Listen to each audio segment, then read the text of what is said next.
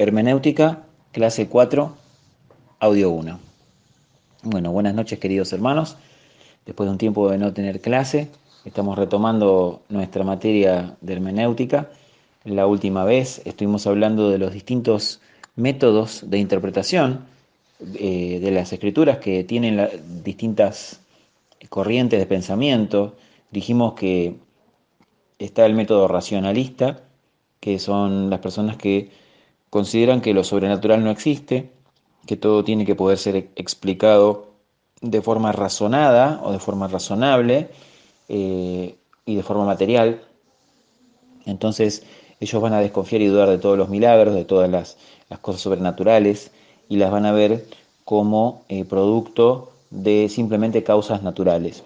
También vimos que existía el método dogmático, que simplemente se basa en dogmas o enseñanzas establecidas por una institución, como puede ser, por ejemplo, la Iglesia Católica, o una organización, como puede ser la Organización Atalaya de los Testigos de Jehová, donde ellos dicen que la Biblia es la palabra de Dios, pero cuando es interpretada correctamente según las enseñanzas de la organización. Así que ahí estaríamos frente a un método dogmático. También mencionamos el método alegórico místico, que tenía que ver con buscar detrás del texto, buscar detrás de las palabras de la escritura, un significado secundario, espiritual, alegórico, más profundo que el sentido natural que el texto tiene. Este, esta práctica de alegorizar la escritura es una práctica que ha sido bastante común. Por ejemplo, un ejemplo podría ser el relato de la creación, cuando Adán y Eva comen del fruto y desobedecen a Dios. Eh, Alguien podría decir que en realidad no es un relato literal, que en realidad no existió un Adán y Eva, que en realidad no hubo, no hubo toda esa historia, no ocurrió toda esa historia, sino que es una historia que fue escrita de forma poética para enseñarnos una verdad, que es que el hombre está separado de Dios, que el hombre desobedece a Dios y está en un estado caído.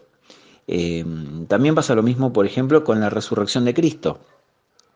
Ahí se junta, por ejemplo, lo racionalista con lo alegórico místico. Entonces van a decir que como es imposible la resurrección, porque es una cosa que no sucede normalmente, la historia de la resurrección simplemente es una manera de decir que Jesucristo trascendió en la historia, que se hizo, sus enseñanzas trascendieron y cobraron nueva vida, nueva fuerza y nueva difusión. Entonces, que la resurrección en realidad se utiliza para de manera figurada, para querer decir eso, que el cristianismo entonces arrancó con mucha fuerza, este, y eso está figurado en el hecho de la vida de la resurrección. Bueno, así que hicimos un pequeño repaso del método racionalista, el método dogmático, el método alegórico místico, eh, pero dijimos, por último, que existía el método literal o histórico gramatical, que es el método natural de interpretación. Es el método que utilizaríamos para interpretar cualquier texto o cualquier libro que nos llega de forma natural. Siempre respetando, por supuesto, el estilo de ese texto. Sabemos que la Biblia no es un libro único, sino que es una colección de libros, una colección de por lo menos 66 libros que tienen una variedad de estilos literarios. Algunos son libros poéticos, otros son libros históricos, otros son libros doctrinales, otros son cartas. Entonces, por supuesto que tenemos que ser sensibles al estilo de cada cosa. Un libro poético, como por ejemplo el libro de los Salmos, seguramente va a estar mucho más lleno de figuras y de alegorías y de palabras en sentido figurado que un libro que pretende ser un relato histórico de algo, de eventos que ocurrieron de forma histórica, ¿no?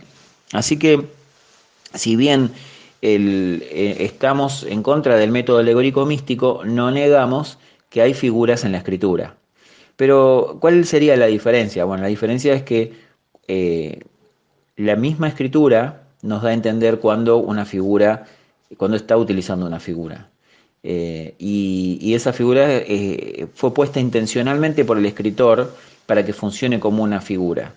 En el método alegórico místico no, en el método alegórico místico el escritor hizo una historia que pretendió ser histórica y yo la convierto en figura. Yo en vez de interpretarla como que está diciendo lo que está diciendo, yo utilizo un método alegórico para interpretar lo que está diciendo. Esa sería la diferencia entre las figuras que verdaderamente están en la escritura y un método figurado, un método alegórico místico de interpretar toda la escritura. Así que eh, cuando una figura aparece, es evidente que aparece. Y el sentido natural es entenderlo como evidentemente se muestra, como una figura. Entonces, en esos casos respetamos el estilo literario que la Biblia, la intención que la Biblia o que el escritor de ese texto tuvo al expresarse.